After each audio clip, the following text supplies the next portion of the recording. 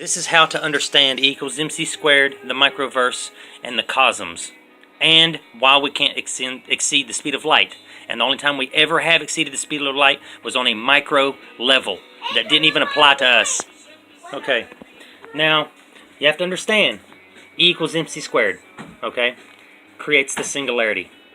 This singularity is the God particle, okay? This comes from the microverse. The microverse is 0-point energy. Space is not empty. There are micro particles there. There is basically a universe that we can't even see there. Because in relation to the universe, even on our fundamental level, it's tiny. It's tiny because the space is so infinite. Our whole universe spread out is this big, okay? So we are on a microcosm of our own. This is why these cosoms and fundamental factors and special relativity apply in different manners, okay? So when you consider the void of space and how big it is, anything gigantic is still very, very small, okay? Okay, so now, this itty-bitty universe and these specks, okay, this 0-point energy, this Heisenberg energy, are these micro supernovas. Now that's these micro supernovas that literally can exist as a stellar lifetime compared to the universe, but are a dot to us. Just like the singularity could have lasted millions of years, but it's only a dot to us, flashing, okay? The flash of the singularity, the God particle that created everything in the universe, is no different than a point particle flash from what we would call like a quark. These flashes in and out of existence. The static of the energy of the universe. The nuclear static energy, okay? The positive energy of the universe. Now, that energy is always there, okay? And it becomes, eventually, the Big Bang, all right? Over time. Now, in my other videos, I explain that, but I'm just going to go to light right now. Okay. Now, whenever finally the singularity is formed, this is when fundamental light begins, okay? This is finally when fundamental light on our cosom is understandable, all right? Now, I'm going to explain the cosoms here before I explain the rest of that. Okay, there are 5 cosoms, okay? Now, there's only one plane of existence. One plane, okay? Everything that exists, there's only one plane of. No matter what it is that exists, if it's relative to us, even if it's a ghost, you might think, oh, a ghost exists on a different plane than us. No, it exists on this plane, it just exists as a different kind of frequency as us. Because it's in the same existence as we are, because that's why we can see it, or understand it, or know it's there. The very concept of knowing that a ghost is there is knowing that it exists on this plane. If it didn't exist on this plane of existence, we wouldn't even know about it. See what I'm saying? There's only one plane of existence. No matter what it is in the universe, it exists. Okay? So you gotta understand that. Static plane of existence. Okay, now these are your verses, and these are your cosoms. Alright? The verses are everything in the sky. This is the Eve. Alright? This is the etherical energy. This is this microverse. All that energy in that microverse is the Eve, the negative energy. Everything on the cosom, which is the fundamental scale, the matter, everything that can exist or does exist is the atom. So you have Adam and you have Eve. Alright? I know a lot of people that hate the Bible they probably just turned off this whole video just because I said that. Now that is ridiculous. Alright? It doesn't even have to relate to the Bible. This is just a correlation I'm using, okay? Because you have nuclear DNA and you have mitochondrial DNA. And that's exactly the symbiosis that you have in the universe. The exact same symbiosis, okay? Now, of course, time can't apply because the infinite universe is infinite. We can only apply it to matter. Therefore, time existed forever. Or basic space existed forever, okay? Time didn't exist until matter existed. That was 13.7 billion years because time isn't a measurement, and we can only measure matter. All right, so now you have a protoplasma. This is this microverse. This is basically the microverse's microverse and its microverse, okay? This is the protoplasm. When you zoom out on a large scale, when you get to the macroverse, you see filaments in the universe that look like plasma, okay? That's how everything starts on a tiny, tiny, tiny scale, okay? It's all plasma. It's the exact same thing on a very, very micro level, okay? So first you have a protoverse with a protocosm, okay? Now, this is where relativity will flip inside out, all right? And relativity and cosom walls are reached. When a cosom wall is reached, relativity flips onto a new fundamental level, okay? All right, so you have your protocosm, that's the matter. You have your protoverse, okay? This protoverse ends up becoming a proto-subcosm to a nanoverse, okay? This nanoverse is everything in the sky, in space, static, but this is all of its solid matter on a subcosm level. That's it's atomic. That's its matter. That's its atomic matter, okay? That's its nuclear atomic matter, all right? This is where relativity will flip, okay? Now, this nanoverse will give birth to a microverse, okay?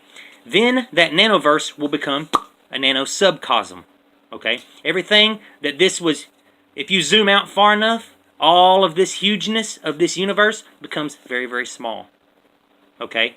So this microverse ends up giving birth to our universe, okay? Our singularity, okay? Then that microverse becomes a microsubcosm. That's why when we look into an atom, it looks just like a universe. Okay? It looks like a sun and planets orbiting it. And you even have that. You have a nucleus and you have electrons orbiting it. Okay? That's the microsubcosm. That's the verse that was there beforehand that became now our microsubcosm, all the matter we have in the universe, but then there's a bigger fundamental level. Okay? This wall here is when relativity flips. Okay? Once you zoom out even further, the universe becomes a macroverse, okay? All of this matter in this microsubcosm will give birth to this macroverse, okay? And all of the universe will become a unisubcosm, okay? Basically, when you zoom out far enough, everything ends up becoming plasma again, okay? So everything, all the matter in our universe is just a tiny, tiny, tiny bit of information in this unisubcosm, okay? So now, our universe literally are molecules and atoms now to this big old macroverse. See what I'm saying? This is where relativity flips, okay? This is special relativity, all right? Now, with that being said, you have fundamental light now, okay? It doesn't apply on the micro level anymore. Once this explodes, this singularity explodes, light is expelled all throughout the universe for 13.7 billion years, okay? It was 13.7 billion years ago, boom, all this light, okay, from the Big Bang, all right? So now anytime any stars produced after it, see, any light produced on a fundamental level now is piggybacking the proto-light from the Big Bang. So whenever this light was distributed all over the universe, any star now, any star, any light that's ever produced now is piggybacking this light that's already flashed throughout the universe, this proto-light. See what I'm saying? That's why we can't exceed light speed, because it has such one hell of a head start. See what I'm saying?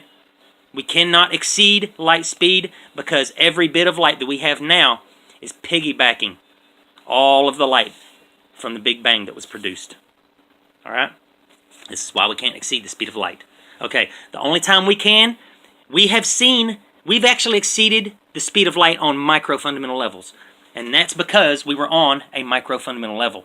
But we don't understand this microcosm. This is the introduction to this is what I'm trying to understand. This is what I'm trying to get people to understand. This is the key to the universe. This is literally the key to the universe, okay? This microcosm, all right? Once we are on this larger cosm, and we can actually manipulate somehow or relate somehow to this microcosm, whatever we do is only going to last for a split instant. But in comparison with that microcosm, it lasted an eon.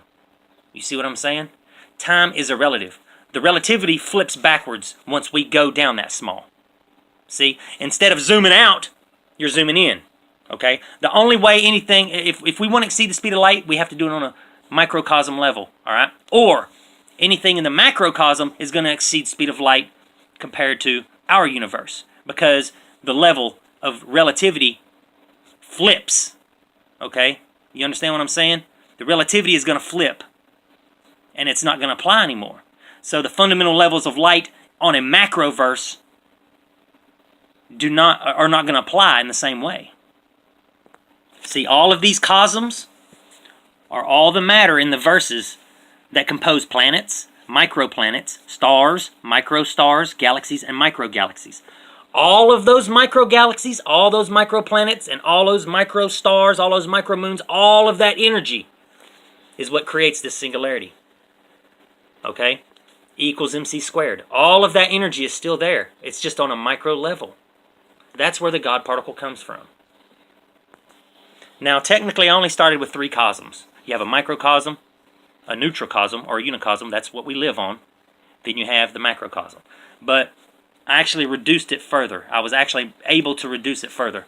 And here are the sizes. Now, I can't get much smaller, all right? As small as I can get is the microcosm, okay? That's electrons and smaller. That's electrons and inward, from out here and inward toward the nucleus. That's the microcosm, okay? The microsubcosm that we know in our fundamental universe is from molecules, basically the electron shell, out. Molecules to the filaments. The filaments are the plasma of the universe, the whole picture of the universe that we see that look like brain neurons. That's string theory. String theory just works on a micro fundamental level. But when you zoom out that far, it's basically just big string theory then. You know what I'm saying? It all just happens again. Everything just keeps happening again and again and again, just on different fundamental levels. Okay? Now, the plasma filaments and larger, that's the macroverse. Okay? The filaments are what we can measure fundamentally. We can fundamentally measure. Now, we have to apply insane distances and everything, but we can still measure it. This is what we can see. We can see the filaments. Therefore, we can measure those. We can measure the size of the universe. Even though we can't apply a number to it, we can apply some crazy, insane number. We can see it, therefore we can measure it. All right? So that comes from molecules out. Anything smaller than that is an electron in. And anything from that is, of course, going to be from subatomic particles inward, and then on from subatomic particles inward to subatomic particles. You see what I'm saying? But it's all happening the same way as we see in space. That's why it was so easy to explain dark matter and dark energy like I did in my other videos, with the gravitons shedding and that becoming the dark energy. All of it makes perfect sense. But you have to get past this garbage here. You have to get past this garbage. Alright? Yes, the universe is expanding, but it's not the universe itself that's expanding. It's the matter in the universe. Space is static. It still existed. Okay? It had to exist for this Big Bang to exist. For that point particle, or that micronova, or that gigantic star, however, whatever relativity applied there is irrelevant. It's the fact that it had to happen in empty space. See what I'm saying? Even this depiction is laughing at us. Because you still have all of this right here that's not even accounted for. You see what I'm saying? Now people want to be, the people are so indoctrinated that they don't see the veil that's over their eyes. They've been brainwashed to the point of Albert Einstein. Yes, Albert Einstein was correct about E equals mc squared. It explains every bit of this. But the fact that he's saying the universe didn't have any, the time and the space are symbiotic is wrong. Heisenberg and Tesla were correct. And ironically, Heisenberg and Tesla, you hardly hear anything about. Why is that? It sounds a little funky to me. Just this depiction and idea. I believed it for so long. I believed it for so long until I started believing. I was sitting one day thinking about it when I was driving through town, and I started thinking, how does time apply to space? Then I started thinking about it. You can't apply time to space, as a matter of fact. The measurement does not apply. We can't measure it. We can't quantify space. Therefore, we can't measure it. And then I started thinking further. I was like, wait a minute. Time only applies to matter. We can only time 13.7 billion years. That means space had to exist first. Okay? This is the veil over our eyes. This is the idea I'm trying to get out. This is what I'm trying to explain. Heisenberg was onto something, and this is all. Every bit of it coincides with nuclear fusion. Every bit of it. And that's why I understand nuclear fusion so well. Is because, well, I understood nuclear fusion that just led me to all this.